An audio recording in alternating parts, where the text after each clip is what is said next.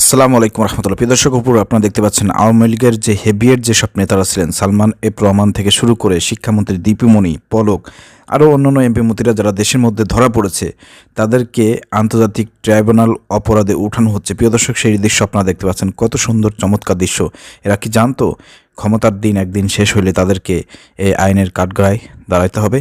তারা জানতো না। তারা যদি জানতো, তারা যদি বুঝতো যে এরকম আমাদের পতন হবে, তাহলে কখনোই তারা অপরাধ করতো না, মানুষদেরকে খুন করতো না, জামাত নেতাদেরকে ফাঁসি দিত না, শাপলা চত্বরের মানুষদেরকে হত্যা করতো না, তারা বিডিআর বিদ্রোহ ঘটাইতো না। প্রিয় দর্শক, তারা বুঝতেই পারে নাই, তাদের মধ্যে এই চেতনা ছিলই না যে তারা ক্ষমতা থেকে একদিন নামতে হবে, ক্ষমতা থেকে একদিনকে হাসিনাকে পালাইতে হবে, আমাদেরকে এই কাঠগড়ায় উঠতে হবে।